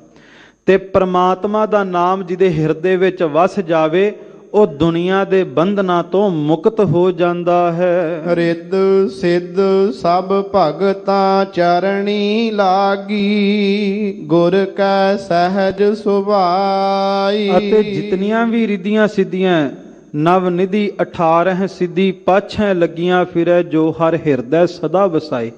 ਇਹ ਰਿੱਧੀਆਂ ਸਿੱਧੀਆਂ ਸਦਾ ਭਗਤਾਂ ਦੇ ਚਰਨਾਂ ਦੀ ਧੂੜੀ ਨੂੰ ਲੋਚਦੀਆਂ। ਆਪ ਸਭ ਗੁਰੂ ਰਾਮਦਾਸ ਜੀ ਦੇ ਅਸਥਾਨ ਤੇ ਹਾਜ਼ਰੀ ਭਰ ਰਹੇ ਹੋ, ਇੱਥੇ ਭਾਵਨਾ ਨਾਲ ਵੇਖਿਆ ਕਰੋ। ਇਹ ਸੰਗਤਾਂ ਦੇ ਚਰਨ ਧੂੜੀ ਦੇ ਵਿੱਚ ਵੀ ਲੱਖਾਂ ਹੀ ਰਿੱਧੀਆਂ ਸਿੱਧੀਆਂ ਭਟਕ ਰਹੀਆਂ। ਇੱਥੇ ਲੱਖਾਂ ਰਿੱਧੀਆਂ ਸਿੱਧੀਆਂ ਗੁਰੂ ਰਾਮਦਾਸ ਦੇ ਚਰਨ ਪਰਸ ਰਹੀਆਂ। ਖਾਲਸਾ ਜੀ ਸ਼੍ਰੀ ਹਰਮੰਦਰ ਦਰਸ਼ਨ ਕਿਤਾਬ ਦੇ ਅੰਦਰ ਡਾਕਟਰ ਸਰੂਪ ਸਿੰਘ ਲਿਖਦੇ ਨੇ ਕਿ 1980 ਦੇ ਨਜ਼ਦੀਕ ਅੰਮ੍ਰਿਤ ਵੇਲੇ ਇੱਕ ਦਿਨ ਹਰਮੰਦਰ ਸਾਹਿਬ ਦਰਸ਼ਨ ਕਰਨ ਦਾ ਸੁਭਾਗ ਮਿਲਿਆ। ਕੀਰਤਨ ਹੋ ਰਿਹਾ ਸੀ, ਨਵ ਨਿਧੀ 18 ਸਿੱਧੀ ਪਾਛੈ ਲੱਗੀਆਂ ਫਿਰੈ, ਜੋ ਹਰ ਹਿਰਦੈ ਸਦਾ ਵਸਾਏ। ਮਨ ਵਿੱਚ ਆਇਆ ਕਿ ਇਹ ਸੱਚਮੁੱਚ ਇਸ ਤਰ੍ਹਾਂ ਹੋ ਸਕਦਾ ਹੈ, ਜਿਹੜਾ ਪ੍ਰਮਾਤਮਾ ਦੇ ਨਾਮ ਨੂੰ ਮਨ ਵਿੱਚ ਵਸਾਵੇ ਤੇ ਉਹਦੇ ਮਗਰ ਮਗਰ ਰਿੱਧੀਆਂ ਸਿੱਧੀਆਂ ਦੌੜਨ ਲੱਗ ਜਾਣ। ਜਿਨ੍ਹਾਂ ਰਿੱਧੀਆਂ ਸਿੱਧੀਆਂ ਮਗਰ ਦੇਵੀ ਦੇਵਤੇ ਤੇ ਵੱਡੇ ਵੱਡੇ ਸਿੱਧ ਮੁਨੀਸ਼ਰ ਤਪੀਸ਼ਰ ਦੌੜਦੇ ਰਹੇ। ਕਹਿੰਦੇ ਇਤਨੇ ਨੂੰ ਡਾਕਟਰ ਸਾਹਿਬ ਦੀ ਨਿਗਾਹ ਇੱਕ ਬਜ਼ੁਰਗ ਵੱਲ ਪਈ। ਉਸ ਬਜ਼ੁਰਗ ਨੇ ਪਾਟਾ ਹੋਇਆ ਕੁੜਤਾ ਪਾਇਆ। ਉਸ ਕੁੜਤੇ ਦੇ ਉੱਤੇ ਕੁੱਲ 11 ਟਾਕੀਆਂ ਲੱਗੀਆਂ ਹੋਈਆਂ ਸੀ। ਇਹਨਾਂ ਦੇ ਮਨ ਵਿੱਚ ਆਇਆ ਉਸ ਬਜ਼ੁਰਗ ਨੂੰ ਵੇਖ ਕੇ ਕਿ ਕਿੰਨਾ ਖੁੱਭ ਕੇ ਕੀਰਤਨ ਸੁਣ ਰਿਹਾ ਹੈ। ਉਹਨਾਂ ਦੇ ਨੇਤਰ ਝੁਕੇ ਹੋਏ ਸਨ। ਜਦੋਂ ਕੀਰਤਨ ਸੁਣ ਰਹੇ ਸਨ, ਨੇਤਰਾਂ ਦੇ ਵਿੱਚੋਂ ਲਗਾਤਾਰ ਜਲ ਵਹਿ ਰਿਹਾ ਸੀ। ਖੁੱਭ ਕੇ ਕੀਰਤਨ ਸੁਣ ਰਹੇ ਸਨ, ਆਲਾ ਦੁਆਲਾ ਵੀ ਭੁੱਲ ਚੁੱਕੇ ਸਨ। ਤੇ ਡਾਕਟਰ ਸਾਹਿਬ ਦੇ ਮਨ ਵਿੱਚ ਆਇਆ ਕਿ ਜਦੋਂ ਕੀਰਤਨ ਸਮਾਪਤ ਹੋਵੇਗਾ ਨਾ, ਮੈਂ ਇਹਨਾਂ ਨੂੰ ਕੁੜਤਾ ਦਵਾ ਦਿਆਂਗਾ। ਇਹਨਾਂ ਦੇ ਕੁੜਤੇ ਤੇ ਟਾਕੀਆਂ ਲੱਗੀਆਂ, ਕੀਰਤਨ ਸੁਣ ਰਹੇ ਨੇ, ਪਰਮਾਤਮਾ ਦੇ ਪਿਆਰੇ ਨੇ, ਤੇ ਟਾਕੀਆਂ ਵਾਲਾ ਕੁੜਤਾ ਚੰਗਾ ਨਹੀਂ ਲੱਗਦਾ। ਡਾਕਟਰ ਸਾਹਿਬ ਕਹਿੰਦੇ ਮੇਰਾ ਧਿਆਨ ਕੀਰਤਨ ਤੋਂ ਖੜ ਗਿਆ, ਉਸ ਬਜ਼ੁਰਗ ਵੱਲ ਟਿਕ ਗਿਆ ਕਿ ਜਦੋਂ ਬਜ਼ੁਰਗ ਉੱਠੇਗਾ ਮੈਂ ਜਾ ਕੇ ਇਹਦੇ ਨਾਲ ਮੁਲਾਕਾਤ ਕਰਾਂਗਾ। ਕਹਿੰਦੇ 5:30 ਹੋ ਗਏ। ਸਤਿਗੁਰੂ ਗੁਰੂ ਗ੍ਰੰਥ ਸਾਹਿਬ ਮਹਾਰਾਜ ਸੱਚੇ ਪਾਤਸ਼ਾਹ ਆ ਗਏ, ਹੁਕਮਨਾਮਾ ਸਾਹਿਬ ਹੋ ਗਿਆ, ਅਰਦਾਸ ਹੋ ਗਈ, ਪਰ ਉਹ ਬਜ਼ੁਰਗ ਨਹੀਂ ਉੱਠੇ। ਉਹ ਕੀਰਤਨ ਵਿੱਚ ਖੁੱਭੇ ਹੋਏ ਸਨ। ਕਹਿੰਦੇ ਬਾਅਦ ਵਿੱਚ ਮੈਂ ਮਨ ਵਿੱਚ ਫੁਰਨਾ ਜਗਾਇਆ ਕਿ ਜੇ ਤਾਂ 6 ਵਜੇ ਤੱਕ ਉੱਠ ਗਏ ਤਾਂ ਠੀਕ ਹੈ, ਨਹੀਂ ਤਾਂ ਫਿਰ ਮੈਂ ਵੀ ਚਾਲਾ ਪਾ ਦਿਆਂਗਾ। ਪਰ ਕਹਿੰਦੇ ਠੀਕ 6 ਵਜੇ ਉਹ ਬਜ਼ੁਰਗ ਖੜੇ ਹੋਏ, ਗੁਰੂ ਰਾਮਦਾਸ ਜੀ ਦੇ ਚਰਨਾਂ ਵਿੱਚ ਅਰਦਾਸ ਕਰਕੇ ਬਾਹਰ ਨੂੰ ਨਿਕਲੇ ਤੇ ਡਾਕਟਰ ਸਾਹਿਬ ਮਗਰੇ ਚਲੇ ਗਏ। ਤੇ ਜਾ ਕਰਕੇ ਕੋਲ ਜਾ ਕੇ ਜਦੋਂ ਫਤਿਹ ਬੁਲਾਉਣ ਲੱਗੇ ਹਰ ਕੀ ਪੌੜੀ ਦੇ ਕੋਲ, ਉਸ ਬਜ਼ੁਰਗ ਨੇ ਘੁੰਮ ਕੇ ਕਿਹਾ, ਆਓ ਦਾਨੀ ਪੁੱਤਰਾ, ਲਿਆ ਛੇਤੀ ਕਰ ਮੈਨੂੰ ਕੁੜਤਾ ਦਵਾ ਦੇ। ਨਾ ਤੂੰ ਕੀਰਤਨ ਸੁਣਿਆ ਤੇ ਨਾ ਮੈਨੂੰ ਕੀਰਤਨ ਸੁਣਨ ਦਿੱਤਾ ਈ। ਡਾਕਟਰ ਸਾਹਿਬ ਕਹਿੰਦੇ ਮੈਂ ਖਾਮੋਸ਼ ਹੋ ਗਿਆ, ਮੇਰਾ ਰੋਮ ਰੋਮ ਖਿੜ ਗਿਆ ਕਿ ਇਹਨਾਂ ਨੂੰ ਪਹਿਲਾਂ ਕਿਵੇਂ ਪਤਾ ਲੱਗ ਗਿਆ। ਤੇ ਉਸ ਬਜ਼ੁਰਗ ਨੇ ਕਿਹਾ ਇਹ ਗੁਰੂ ਰਾਮਦਾਸ ਦਾ ਘਰ ਹੈ, ਗੁਰੂ ਰਾਮਦਾਸ ਦੇ ਘਰ ਦੇ ਕੂਕਰਾਂ ਦੇ ਵਿੱਚ ਵੀ ਕਰਾਮਾਤਾਂ ਵਰਤਦੀਆਂ ਨੇ। ਇੱਥੇ ਆ ਕੇ ਕਦੇ ਵੀ ਮਨ ਵਿੱਚ ਨਹੀਂ ਸੋਚਣਾ ਕਿ ਬਾਣੀ ਦੇ ਬਚਨ ਸੱਚ ਵੀ ਹੋਣਗੇ ਕਿ ਨਹੀਂ। ਇੱਥੇ ਜਿਹੜਾ ਵੀ ਗੁਰੂ ਰਾਮਦਾਸ ਦੇ ਘਰ ਵਿੱਚ ਆ ਕੇ ਸੇਵਾ ਕਰਦਾ ਹੈ, ਭਾਂਡੇ ਮਾਂਜਦਾ ਹੈ, ਜੋੜੇ ਘਰ ਦੀ ਸੇਵਾ ਕਰਦਾ ਹੈ, ਖਾਲਸਾ ਜੀ ਜਿਹੜੀ ਦਾਤ ਦੁਨੀਆ ਦੇ ਕਿਸੇ ਤਖਤ ਤੋਂ ਨਹੀਂ ਮਿਲ ਸਕਦੀ, ਚੇਤੇ ਰੱਖਿਓ ਉਹ ਦਾਤ ਗੁਰੂ ਰਾਮਦਾਸ ਦੇ ਚਰਨਾਂ ਦੀ ਧੂੜੀ ਦੇ ਵਿੱਚੋਂ ਮਿਲ ਜਾਵੇਗੀ। ਭਾਈ ਸਾਹਿਬ ਭਾਈ ਆਨੰਦ ਲਾਲ ਸਾਹਿਬ ਕਹਿੰਦੇ ਨੇ ਕਿ ਹਰਮੰਦਰ ਸਾਹਿਬ ਆਓ ਤੇ ਇੱਥੋਂ ਦੀ ਚਰਨ ਧੂੜੀ ਆਪਣੇ ਮਸਤਕ ਨਾਲ ਲਾਇਓ। ਪੁੱਛਿਆ ਜੀ ਕਿਉਂ? ਕਹਿੰਦੇ ਹਰਮੰਦਰ ਸਾਹਿਬ ਦੇ ਸੰਗਤ ਦੇ ਚਰਨਾਂ ਦੀ ਧੂੜੀ ਦਾ ਮੁਕਾਬਲਾ ਮੌਕੇ ਦੀ ਦੌਲਤ, ਮੌਕੇ ਦਾ ਸੋਨਾ ਵੀ ਨਹੀਂ ਕਰ ਸਕਦਾ। ਕਿਉਂ? ਭਾਈ ਸਾਹਿਬ ਕਹਿੰਦੇ ਕੋਈ ਸੋਨਾ ਤਨ ਨਾਲ ਲਾਵੇ, ਸੋਨਾ ਕਦੇ ਮਾੜੇ ਕਰਮ ਨਹੀਂ ਮੇਟਦਾ। ਸੋਨਾ ਕੋਈ ਤਨ ਨਾਲ ਲਾਵੇ, ਸੋਨਾ ਕਦੇ ਦੁੱਖ ਖਤਮ ਨਹੀਂ ਕਰਦਾ, ਤਕਲੀਫ ਖਤਮ ਨਹੀਂ ਕਰਦਾ। ਪਰ ਭਾਵਨਾ ਨਾਲ ਗੁਰੂ ਰਾਮਦਾਸ ਦੇ ਚਰਨਾਂ ਦੀ ਧੂੜੀ ਮੱਥੇ ਨਾਲ ਲਾਇਓ। ਗੁਰੂ ਰਾਮਦਾਸ ਦੇ ਚਰਨਾਂ ਦੀ ਧੂੜੀ ਮਾੜੇ ਤੋਂ ਮਾੜਾ ਕਰਮ ਵੀ ਮੇਟਦੀ ਹੈ ਤੇ ਵੱਡੇ ਤੋਂ ਵੱਡਾ ਦੁੱਖ ਵੀ ਕੱਟ ਦਿੰਦੀ ਹੈ। ਇਹ ਹੈ ਧੰਨ ਗੁਰੂ ਰਾਮਦਾਸ ਸੱਚੇ ਪਾਤਸ਼ਾਹ ਦੇ ਘਰ ਦੀ ਬਖਸ਼ਿਸ਼ ਕਿ ਜਿਹੜਾ ਵੀ ਆ ਕੇ ਜਪਦਾ ਹੈ, ਖਾਲਸਾ ਜੀ ਨਾਮ ਦੀ ਬਰਕਤ ਹੁੰਦੀ ਹੈ। ਜਿਹੜਾ ਨਾਮ ਨੂੰ ਜਪਦਾ ਹੈ, ਰਿੱਧੀਆਂ ਸਿੱਧੀਆਂ ਉਹਨਾਂ ਦੇ ਚਰਨਾਂ ਦੇ ਵਿੱਚ ਹੁੰਦੀਆਂ ਨੇ। ਮਨ ਮੁਖਾਂ ਨੋ ਪ੍ਰਤੀਤ ਨਾ ਆਵੀ, ਅੰਤਰ ਲੋਭ ਸੁਆਉ। ਪਰ ਜਿਹੜੇ ਮਨਮੁਖ ਨੇ, ਜਿਹੜੇ ਕਲਯੁਗੀ ਬਿਰਤੀ ਵਾਲੇ ਨੇ, ਉਹਨਾਂ ਦੇ ਅੰਦਰ ਇਹ ਭਰੋਸਾ ਨਹੀਂ ਹੁੰਦਾ। ਉਹ ਹਮੇਸ਼ਾ ਸ਼ੰਕਿਆਂ ਵਿੱਚ ਹੀ ਉਲਝੇ ਰਹਿੰਦੇ ਨੇ। ਇਸੇ ਕਰਕੇ ਆਪਾਂ ਰੋਜ਼ ਅਰਦਾਸ ਵਿੱਚ ਮੰਗਦੇ ਹਾਂ, ਸਿੱਖਾਂ ਨੂੰ ਸਿੱਖੀ ਦਾਨ, ਕੇਸ ਦਾਨ, ਰਹਿਤ ਦਾਨ, ਵਿਵੇਕ ਦਾਨ, ਵਿਸਾਹੋ ਦਾਨ, ਭਰੋਸਾ ਦਾਨ, ਕਿ ਸਿੱਖ ਵਾਸਤੇ ਜੇ ਸਿੱਖੀ ਕਮਾਉਣੀ ਜ਼ਰੂਰੀ ਹੈ, ਸਿੱਖੀ ਵੀ ਤਾਂ ਹੀ ਕਮਾਈ ਜਾਵੇਗੀ ਜੇ ਸਿੱਖ ਦੇ ਹਿਰਦੇ ਦੇ ਅੰਦਰ ਭਰੋਸਾ ਵੀ ਹੈ। ਸੋ ਇਸ ਕਰਕੇ ਜਿਹੜੇ ਮਨਮੁਖ ਹੁੰਦੇ ਨੇ ਉਹ ਸ਼ੰਕਿਆਂ ਦੇ ਵਿੱਚ ਉਲਝ ਜਾਂਦੇ ਨੇ ਤੇ ਸਦਾ ਹੀ ਵਿਸ਼ਿਆਂ ਵਕਾਰਾਂ ਵਿੱਚ ਉਲਝੇ ਰਹਿੰਦੇ ਨੇ, ਗੁਰੂ ਦੀ ਬਖਸ਼ਿਸ਼ ਤੋਂ ਵਾਂਝੇ ਰਹਿ ਜਾਂਦੇ ਨੇ। ਗੁਰਮੁਖ ਹਿਰਦੈ ਸ਼ਬਦ ਨਾ ਭੇਦਿਓ, ਹਰ ਨਾਮ ਨ ਲਾਗਾ ਭਾਉ। ਨਾ ਤਾਂ ਗੁਰੂ ਵੱਲ ਮੁਖ ਕਰਕੇ ਗੁਰੂ ਦੀ ਮੱਤ ਨੂੰ ਧਾਰਨ ਕਰਦੇ ਨੇ, ਨਾ ਹੀ ਸ਼ਬਦ ਵਿੱਚ ਅਭੇਦ ਹੁੰਦੇ ਨੇ, ਤੇ ਨਾ ਹੀ ਉਹਨਾਂ ਦਾ ਮਨ ਕਦੇ ਗੁਰੂ ਕੇ ਕੀਰਤਨ ਦੇ ਵਿੱਚ, ਗੁਰੂ ਕੀ ਬਾਣੀ ਵਿੱਚ ਜੁੜਦਾ ਹੈ। ਮਨ ਮੁਖਾਂ ਦਾ ਕੂੜ ਕਪਟ ਪਾਜ ਲਹਿ ਜਾਸੀ, ਮਨ ਮੁਖ ਫੀਕਾ ਅਲਾਉ। ਮਨਮੁਖ ਭਾਵੇਂ ਬਾਹਰੋਂ ਆਪਣੇ ਆਪ ਨੂੰ ਧਰਮੀ ਬਣਦਾ ਵੀ ਹੋਵੇ, ਪਰ ਕਹਿੰਦੇ ਜਦੋਂ ਬੋਲੇਗਾ ਐਸੇ ਫਿੱਕੇ ਬੋਲ ਬੋਲੇਗਾ ਕਿ ਸ਼ਰਧਾ ਵਾਲਿਆਂ ਦੇ ਹਿਰਦਿਆਂ ਦੇ ਵਿੱਚ ਵੀ ਫਿੱਕਾਪਣ ਪਾ ਦੇਵੇਗਾ।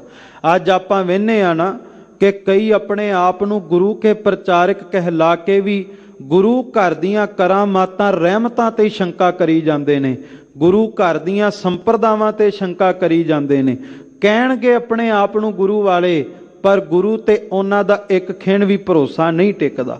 ਸਤਿਗੁਰੂ ਕਹਿੰਦੇ ਜਿਹੜੇ ਇਹੋ ਜਿਹੇ ਮਨਮੁਖ ਨੇ ਉਹਨਾਂ ਦਾ ਫਿਰ ਜਿਹੜਾ ਪਰਦਾ ਹੁੰਦਾ ਹੈ, ਉਹਨਾਂ ਦੇ ਬੋਲਣ ਦੇ ਨਾਲ ਉਹ ਪਰਦਾ ਵੀ ਲੈ ਜਾਂਦਾ ਹੈ। ਭਗਤਾਂ ਵਿੱਚ ਆਪ ਵਰਤਦਾ ਪ੍ਰਭ ਜੀ, ਭਗਤੀ ਹੂੰ ਤੂੰ ਜਾਤਾ। ਪਰ ਜਿਹੜੇ ਭਗਤ ਹੁੰਦੇ ਨੇ, ਭਗਤਾਂ ਦੇ ਵਿੱਚ ਪ੍ਰਮਾਤਮਾ ਆਪ ਵਰਤਦਾ ਹੈ, ਅਕਾਲ ਪੁਰਖ ਵਾਹਿਗੁਰੂ ਆਪ ਬੋਲਦਾ ਹੈ। ਜਿਹੜੇ ਪ੍ਰਮਾਤਮਾ ਨੂੰ ਜਪਦੇ ਨੇ ਉਹ ਕੋਈ ਵੀ ਬਚਨ ਕਰਨ ਉਹ ਆਪ ਨਹੀਂ ਕਰਦੇ, ਉਹਨਾਂ ਵਿੱਚੋਂ ਪ੍ਰਮਾਤਮਾ ਆਪ ਬਖਸ਼ਿਸ਼ ਕਰਦਾ ਹੈ। ਕਿਉਂ? ਕਿਉਂਕਿ ਉਹਨਾਂ ਦੇ ਹਿਰਦੇ ਦੇ ਅੰਦਰ ਭਗਤੀ ਟਿਕੀ ਹੈ। ਖਾਲਸਾ ਜੀ 9 ਪ੍ਰਕਾਰ ਦੀ ਭਗਤੀ ਹੈ। ਸਰਵਣ ਭਗਤੀ, ਕੀਰਤਨ ਭਗਤੀ, ਸਿਮਰਨ ਭਗਤੀ, ਪਾਦ ਸੇਵਨ ਭਗਤੀ, ਅਰਚਨ ਭਗਤੀ, ਬੰਦਨਾ ਭਗਤੀ, ਸਖੀ ਭਾਵ ਭਗਤੀ, ਦਾਸ ਭਾਵ ਭਗਤੀ ਤੇ ਆਤਮ ਸਮਰਪਣ ਭਗਤੀ। ਪਹਿਲੀ ਭਗਤੀ ਸਰਵਣ ਭਗਤੀ, ਗੁਰੂ ਘਰ ਆ ਕੇ ਕੀਰਤਨ ਸੁਣਨਾ, ਇਹ ਵੀ ਇੱਕ ਭਗਤੀ ਹੈ। ਦੂਸਰੀ ਹੈ ਕੀਰਤਨ ਭਗਤੀ, ਗੁਰੂ ਘਰ ਆ ਕੇ ਕੀਰਤਨ ਕਰਨਾ, ਇਹ ਵੀ ਇੱਕ ਭਗਤੀ ਹੈ। ਤੀਸਰੀ ਹੈ ਸਿਮਰਨ ਭਗਤੀ, ਸੰਗਤ ਵਿੱਚ ਜੁੜ ਕੇ ਗੁਰੂ ਗੁਰੂ ਜਪਣਾ, ਸਿਮਰਨ ਕਰਨਾ, ਇਹ ਵੀ ਭਗਤੀ ਹੈ। ਚੌਥੀ ਹੈ ਪਾਦ ਸੇਵਨ ਭਗਤੀ, ਗੁਰੂ ਕੀ ਸੰਗਤ ਦੇ ਚਰਨਾਂ ਦੀ ਸੇਵਾ ਕਰਨੀ, ਇਹ ਵੀ ਗੁਰੂ ਘਰ ਦੇ ਵਿੱਚ ਭਗਤੀ ਹੈ। ਅਰਚਨ ਭਗਤੀ, ਗੁਰੂ ਵਾਸਤੇ ਕੁਝ ਨਾ ਕੁਝ ਭੇਟਾ ਵਜੋਂ ਲੈ ਕੇ ਆਉਣਾ, ਪ੍ਰੇਮ ਦੀ ਭੇਟਾ ਵਿੱਚ ਭਾਵੇਂ ਇੱਕ ਫੁੱਲ ਵੀ ਲੈ ਕੇ ਆਵੀਂ, ਉਹ ਵੀ ਗੁਰੂ ਘਰ ਦੇ ਵਿੱਚ ਭਗਤੀ ਪ੍ਰਵਾਨ ਹੋਵੇਗੀ। ਇੱਕ ਹੈ ਮੈਤਰੀ ਸਖੀ ਭਾਵ ਭਗਤੀ, ਆਪਣੇ ਆਪ ਨੂੰ ਅਕਾਲ ਪੁਰਖ ਵਾਹਿਗੁਰੂ ਪਰਮਾਤਮਾ ਦੇ ਸਨਮੁਖ ਕੇਵਲ ਇੱਕ ਜੀਵ ਆਤਮਾ ਇਸਤਰੀ ਜਾਣਨਾ, ਪਰਮਾਤਮਾ ਨੂੰ ਆਪਣਾ ਕੰਤ ਜਾਣਨਾ, ਆਪਣਾ ਪਤੀ ਜਾਣਨਾ। ਤੇ ਇੱਕ ਹੈ ਦਾਸ ਭਾਵ ਭਗਤੀ, ਕਿ ਜੇ ਗੁਰੂ ਘਰ ਚੋਂ ਬਖਸ਼ਿਸ਼ ਵੀ ਹੋ ਜਾਵੇ ਤਾਂ ਕਿਤੇ ਹੰਕਾਰ ਨਹੀਂ ਕਰਨਾ, ਹਮੇਸ਼ਾ ਗੁਰੂ ਘਰ ਦਾ ਸੇਵਕ ਬਣ ਕੇ ਗੁਰੂ ਕਾ ਦਾਸ ਵਾਲੀ ਭਾਵਨਾ ਰੱਖਣੀ। ਤੇ ਫਿਰ ਹੈ ਆਤਮ ਸਮਰਪਣ ਭਗਤੀ, ਕਿ ਤਨ ਮਨ ਧਨ ਸਭ ਸੌਂਪ ਗੁਰ ਕੋ ਹੁਕਮ ਮੰਨਿਆ ਪਾਈਐ, ਆਪਣਾ ਆਪ ਗੁਰੂ ਨੂੰ ਸਮਰਪਿਤ ਕਰਨਾ। ਬੰਧਨ ਭਗਤੀ, ਡੰਡੌਤ ਬੰਧਨ ਅਨਕ ਬਾਰ ਸਰਬ ਕਲਾ ਸਮਰੱਥ, ਗੁਰੂ ਨੂੰ ਮੱਥਾ ਟੇਕਣਾ, ਨਮਸਕਾਰ ਕਰਨਾ। ਖਾਲਸਾ ਜੀ ਇਹ ਵੀ ਭਗਤੀ ਹੈ। ਇਸ ਤਰ੍ਹਾਂ 9 ਪ੍ਰਕਾਰ ਦੀਆਂ ਭਗਤੀਆਂ ਸਤਿਗੁਰੂ ਦੱਸਦੇ ਹਨ। ਮਾਇਆ ਮੋਹ ਸਭ ਲੋਕ ਹੈ ਤੇਰੀ, ਤੂੰ ਏਕੋ ਪੁਰਖ ਵਿਦਾਤਾ। ਸੱਚੇ ਪਾਤਸ਼ਾਹ ਕਹਿੰਦੇ ਜਿਤਨੀ ਵੀ ਮਾਇਆ ਨਜ਼ਰ ਆ ਰਹੀ ਹੈ ਨਾ, ਜਿਤਨਾ ਵੀ ਸੰਸਾਰ ਦਾ ਪਸਾਰਾ ਨਜ਼ਰ ਆ ਰਿਹਾ, ਇਹ ਸਾਰਾ ਕੁਝ ਅਕਾਲ ਪੁਰਖ ਵਾਹਿਗੁਰੂ ਪਰਮਾਤਮਾ ਦਾ ਹੈ। ਤੇ ਸਾਰੇ ਪਸਾਰੇ ਨੂੰ ਚਲਾਉਣ ਵਾਲਾ ਵੀ ਇੱਕ ਅਕਾਲ ਪੁਰਖ ਵਾਹਿਗੁਰੂ ਖੁਦ ਹੀ ਹੈ। ਏਕਾ ਮਾਈ ਜੁਗਤ ਵਿਆਈ ਤਿੰਨ ਚੇਲੇ ਪ੍ਰਵਾਨ, ਉਹ ਅਕਾਲ ਪੁਰਖ ਵਾਹਿਗੁਰੂ ਪਰਮਾਤਮਾ ਹੀ ਚਲਾ ਰਿਹਾ। ਜਲ ਕਹਾ ਥਲ ਕਹਾ ਗगन ਕੇ ਗੌਨ ਕਹਾ, ਕਾਲ ਕੇ ਬਨਾਹੇ ਸਭੈ ਕਾਲ ਹੀ ਚਬਾਹੇਂਗੇ। ਜਿਤਨਾ ਵੀ ਪਸਾਰਾ ਪਰਮਾਤਮਾ ਦੇ ਹੁਕਮ ਵਿੱਚ ਚੱਲ ਰਿਹਾ। ਹਉ ਮੈਂ ਮਾਰ ਮਨਸਾ ਮਨ ਹੈ ਸਮਾਣੀ, ਗੁਰ ਕੈ ਸ਼ਬਦ ਪਛਾਤਾ। ਸਤਿਗੁਰੂ ਕਹਿੰਦੇ ਜਿਹੜੇ ਪਰਮਾਤਮਾ ਦੇ ਭਗਤ ਹੁੰਦੇ ਨੇ, ਆਪਣੇ ਅੰਦਰੋਂ ਹੰਕਾਰ ਨੂੰ ਮਾਰ ਦਿੰਦੇ ਨੇ, ਆਪਣੀ ਹਸਤੀ ਮਿਟਾ ਦਿੰਦੇ ਨੇ। ਕਿਉਂਕਿ ਜਦੋਂ ਤੱਕ ਆਪਣੀ ਹਸਤੀ ਮਿਟਾਈ ਨਾ ਜਾਵੇ, ਉਦੋਂ ਤੱਕ ਗੁਰੂ ਦੇ ਸ਼ਬਦ ਦੀ ਪਹਿਚਾਣ ਨਹੀਂ ਹੁੰਦੀ ਤੇ ਗੁਰੂ ਦੇ ਨਾਲ ਸਾਂਝ ਵੀ ਨਹੀਂ ਪੈਂਦੀ। ਜਬ ਹਮ ਹੋਤੇ ਤਬ ਤੂੰ ਨਾਹੀ, ਅਬ ਤੂੰ ਹੀ ਮੈਂ ਨਾਹੀ। ਆਪਣੀ ਹਸਤੀ ਮਿਟਾ ਕੇ ਮੈਂ ਮੇਰੀ ਮੁਕਾ ਕਰਕੇ ਹੀ ਗੁਰੂ ਦੇ ਸ਼ਬਦ ਨਾਲ ਸਾਂਝ ਪੈਂਦੀ ਹੈ। ਅਚਿੰਤ ਕੰਮ ਕਰਹਿ ਪ੍ਰਭ ਤਿਨ ਕੇ, ਜਿਨ ਹਰ ਕਾ ਨਾਮ ਪਿਆਰਾ। ਤੇ ਜਿਨ੍ਹਾਂ ਨੂੰ ਪ੍ਰਮਾਤਮਾ ਦਾ ਨਾਮ ਪਿਆਰਾ ਲੱਗਦਾ ਹੈ, ਉਹਨਾਂ ਦੇ ਸਾਰੇ ਕਾਰਜ ਪ੍ਰਮਾਤਮਾ ਆਪ ਹੀ ਕਰ ਦਿੰਦਾ ਹੈ ਤੇ ਪਿਆਰਿਆਂ ਨੂੰ ਕਿਸੇ ਗੱਲ ਦੀ ਚਿੰਤਾ ਹੀ ਨਹੀਂ ਹੁੰਦੀ। ਭਗਤ ਧੰਨਾ ਜੀ ਨੂੰ ਪ੍ਰਮਾਤਮਾ ਦਾ ਨਾਮ ਪਿਆਰਾ ਲੱਗਾ ਤੇ ਭਗਤ ਧੰਨਾ ਜੀ ਦੇ ਖੇਤਾਂ ਨੂੰ ਪਾਣੀ ਵੀ ਪ੍ਰਮਾਤਮਾ ਨੇ ਆਪ ਆ ਕਰਕੇ ਲਾਇਆ ਤੇ ਭਗਤ ਧੰਨੇ ਨੂੰ ਕਿਸੇ ਗੱਲ ਦੀ ਚਿੰਤਾ ਵੀ ਨਹੀਂ ਸੀ। ਇਹ ਸੀ ਭਗਤ ਦਾ ਪਿਆਰ ਤੇ ਭਗਤ ਦੇ ਕੰਮ ਕਰਨ ਪ੍ਰਮਾਤਮਾ ਆਇਆ। ਇਹ ਸੀ ਪ੍ਰਮਾਤਮਾ ਦਾ ਪਿਆਰ। ਗੁਰ ਪ੍ਰਸਾਦ ਸਦਾ ਮਨ ਵਸਿਆ, ਸਭ ਕਾਜ ਸਵਾਰਨ ਹਾਰਾ। ਪਰ ਕਹਿੰਦੇ ਪ੍ਰਮਾਤਮਾ ਨੂੰ ਮਨ ਵਿੱਚ ਵਸਾਉਣ ਦਾ ਕੋਈ ਦਾਅਵਾ ਨਹੀਂ ਕਰ ਸਕਦਾ। ਇਹ ਗੁਰੂ ਦੀ ਬਖਸ਼ਿਸ਼ ਦੇ ਨਾਲ ਹੀ ਮਨ ਵਿੱਚ ਵਸਦਾ ਹੈ। ਤੇ ਜਿਹਦੇ ਤੇ ਗੁਰੂ ਦੀ ਬਖਸ਼ਿਸ਼ ਹੋ ਜਾਵੇ ਨਾ, ਆਨੰਦ ਭਇਆ ਸੁਖ ਪਾਇਆ ਮਿਲ ਗੁਰੂ ਗੋਵਿੰਦਾ, ਸਭੇ ਕਾਜ ਸਵਾਰਿਆ ਜਾ ਤੁਧ ਭਾਵੰਦਾ। ਉਹਦੇ ਸਾਰੇ ਕਾਰਜ ਗੁਰੂ ਆਪ ਸਵਾਰ ਦਿੰਦਾ ਹੈ। ਉਹਨਾਂ ਕੀ ਰੀਸ ਕਰੇ ਸੋਵੇ ਗੁਚੈ, ਜਿਨ ਹਰ ਪ੍ਰਭ ਹੈ ਰਖਵਾਰਾ। ਤੇ ਜਿਨ੍ਹਾਂ ਨੂੰ ਪ੍ਰਮਾਤਮਾ ਨੇ ਆਪ ਰੱਖਿਆ ਆਪਣੀ ਦਰਗਾਹ ਵਿੱਚ, ਪ੍ਰਮਾਤਮਾ ਨੇ ਆਪਣੇ ਪਿਆਰੇ ਬਣਾਇਆ। ਜੇ ਕੋਈ ਪ੍ਰਮਾਤਮਾ ਦੇ ਪਿਆਰਿਆਂ ਦੀ ਰੀਸ ਕਰਨੀ ਚਾਹਵੇ ਤੇ ਉਹਦੀ ਮੂਰਖਤਾ ਹੈ। ਪ੍ਰਮਾਤਮਾ ਦੇ ਪਿਆਰਿਆਂ ਦੀ ਰੀਸ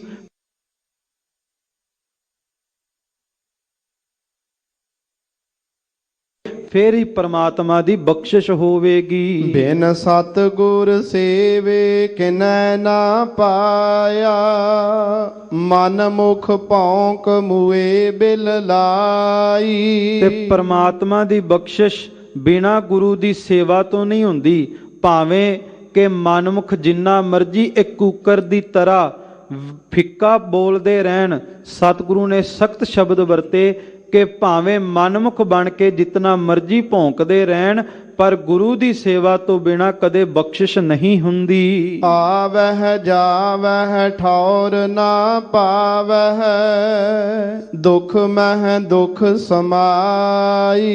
ਮਨਮੁਖ ਲੋਕ ਸਦਾ ਜਨਮ ਮਰਨ ਦੇ ਗੇੜ ਵਿੱਚ ਹੀ ਰਹਿੰਦੇ ਨੇ ਤੇ ਸਦਾ ਦੁੱਖਾਂ ਵਿੱਚ ਹੀ ਰਹਿੰਦੇ ਨੇ। ਗੁਰਮੁਖ ਹੋਵੈ ਸੋ ਅੰਮ੍ਰਿਤ ਪੀਵੈ, ਸਹਜੇ ਸਾਚ ਸਮਾਈ। ਜਿਹੜਾ ਗੁਰਮੁਖ ਹੁੰਦਾ ਹੈ ਉਹੀ ਨਾਮ ਰੂਪੀ ਅੰਮ੍ਰਿਤ ਪੀਂਦਾ ਹੈ। ਨਾਮ ਰੂਪੀ ਅੰਮ੍ਰਿਤ ਪੀ ਕਰਕੇ ਸਹਿਜ ਅਵਸਥਾ ਨੂੰ ਪ੍ਰਾਪਤ ਹੋ ਕੇ ਨਾਮ ਵਿੱਚ ਸਮਾ ਜਾਂਦਾ ਹੈ। ਬਿਨ ਸਤਿਗੁਰ ਸੇਵੇ ਜਨਮ ਨਾ ਛੋੜੈ, ਜੇ ਅਨੇਕ ਕਰਮ ਕਰੈ ਅਧਿਕਾਈ। ਦੁਨੀਆ ਦੇ ਜਿਤਨੇ ਮਰਜ਼ੀ ਕਰਮ ਕਮਾ ਲਵੇ, ਜੇ ਸਤਿਗੁਰ ਦੀ ਸੇਵਾ ਨਹੀਂ ਕੀਤੀ ਸਭ ਵਿਅਰਥ ਹੈ। ਮਹਾਰਾਜ ਕਹਿੰਦੇ ਨਾ ਜੰਤਰ ਮੈਂ ਨਾ ਤੰਤਰ ਮੈਂ ਨਾ ਮੰਤਰ ਬਸ ਆਵਈ, ਪੁਰਾਣਿਓ ਕੁਰਾਨ ਨੇਤ ਨੇਤ ਕਹਿ ਬਤਾਵਈ। ਜਿਤਨਾ ਮਰਜੀ ਤੰਤਰ ਸਿੱਖਿਆ ਮੰਤਰ ਸਿੱਖਿਆ ਲੈ ਲਵੇ, ਪਰ ਜੇ ਗੁਰੂ ਦੀ ਸੇਵਾ ਨਹੀਂ ਕੀਤੀ ਤਾਂ ਪ੍ਰਮਾਤਮਾ ਦੀ ਪ੍ਰਾਪਤੀ ਨਹੀਂ ਹੋ ਸਕਦੀ। ਵੇਦ ਪੜ੍ਹੈ ਤੈ ਵਾਦ ਵਖਾਣ ਹੈ, ਬਿਨ ਹਰ ਪਤ ਗਵਾਈ। ਬਾਹਰੀ ਤੌਰ ਤੇ ਭਾਵੇਂ ਧਾਰਮਿਕ ਗ੍ਰੰਥਾਂ ਦੀ ਵਿਆਖਿਆ ਕਰਦਾ ਰਵੇ, ਜੇ ਅੰਦਰ ਬੰਦਗੀ ਦੀ ਚਿਣਗ ਨਹੀਂ, ਫਿਰ ਸੱਚ ਹੈ ਆਪਣੀ ਪੱਤ ਗਵਾ ਕੇ ਜਾਵੇਗਾ। ਜਿਵੇਂ ਪੀਰ ਆਰਫ ਦੀਨ ਨੂੰ ਸਤਿਗੁਰੂ ਨੇ ਲਖਨੌਰ ਦੀ ਧਰਤੀ ਤੇ ਗੁਰੂ ਗੋਬਿੰਦ ਸਿੰਘ ਜੀ ਨੇ ਕਿਹਾ ਸੀ, ਪੀਰ ਆਪਣੇ ਸੇਵਕਾਂ ਨਾਲ ਪਾਲਕੀ ਤੇ ਸਵਾਰ ਹੋ ਕੇ ਜਾ ਰਿਹਾ, ਮਾਰਜ ਵੱਲ ਵੇਖਿਆ ਤੇ ਕਲਗੀਆਂ ਵਾਲੇ ਨੇ ਕਿਹਾ, ਪੀਰ ਜੀ ਕੀ ਗੱਲ ਹਜੇ ਮਿਲਿਆ ਨਹੀਂ, ਅਜੇ ਪ੍ਰਾਪਤੀ ਨਹੀਂ ਹੋਈ। ਤੇ ਪੀਰ ਪਾਲਕੀ ਤੋਂ ਉਤਰ ਕੇ ਚਰਨਾਂ ਤੇ ਝੁਕ ਗਿਆ ਤੇ ਕਿਹਾ, ਪਾਤਸ਼ਾਹ ਅੱਜ ਤੱਕ ਨਹੀਂ ਸੀ ਮਿਲਿਆ, ਪਰ ਅੱਜ ਮਿਲ ਗਿਆ, ਅੱਜ ਤੇਰੇ ਵਿੱਚੋਂ ਦੀਦਾਰੇ ਹੋ ਗਏ। ਭਾਵ ਜਦੋਂ ਤੱਕ ਗੁਰੂ ਦੀ ਬਖਸ਼ਿਸ਼ ਨਹੀਂ ਹੁੰਦੀ ਉਦੋਂ ਤੱਕ ਪ੍ਰਾਪਤੀ ਨਹੀਂ ਹੋ ਸਕਦੀ। ਸੱਚਾ ਸਤਿਗੁਰ ਸਾਚੀ ਜਿਸ ਬਾਣੀ, ਭਜ ਛੂਟਹਿ ਗੁਰ ਸਰਣਾਈ। ਸਤਿਗੁਰੂ ਕਹਿੰਦੇ ਇਹ ਸੱਚੇ ਸਤਿਗੁਰੂ ਦੀ ਬਾਣੀ ਸੱਚੀ ਹੈ।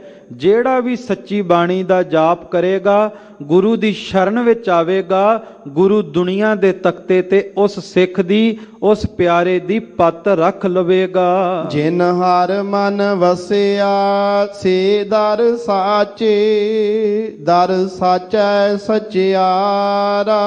ਤੇ ਜਿਨ੍ਹਾਂ ਦੇ ਹਿਰਦੇ ਵਿੱਚ ਮਨ ਵਿੱਚ ਰੱਬ ਵਸ ਜਾਵੇ, ਉਹ ਪਰਮਾਤਮਾ ਦੀ ਦਰਗਾਹ ਵਿੱਚ ਵੀ ਸੱਚੇ ਅਖਵਾਉਂਦੇ ਨੇ। ਉਹਨਾਂ ਦੀ ਸੋਭਾ ਜੁਗ ਜੁਗ ਹੋਈ, ਕੋਈ ਨਾ ਮੇਟਣ ਹਾਰਾ। ਤੇ ਜੁਗਾਂ ਜੁਗਾਂ ਤੱਕ ਪਰਮਾਤਮਾ ਨੂੰ ਜਪਣ ਵਾਲਿਆਂ ਦੀ ਸੋਭਾ ਉਹ ਸਦਾ ਹੀ ਹੁੰਦੀ ਰਹਿੰਦੀ ਹੈ। ਕੋਈ ਵੀ ਉਹਨਾਂ ਦੀ ਸੋਭਾ ਮਿਟਾ ਨਹੀਂ ਸਕਦਾ।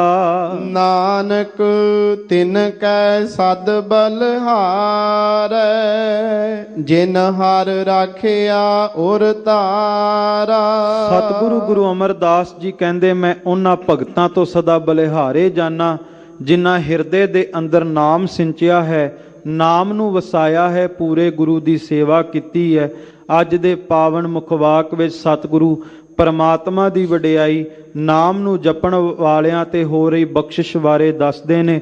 ਬਾਣੀ ਅਗਾਧ ਬੋਧ ਹੈ, ਮੁਕੰਮਲ ਅਰਥ ਕੋਈ ਕਰ ਨਹੀਂ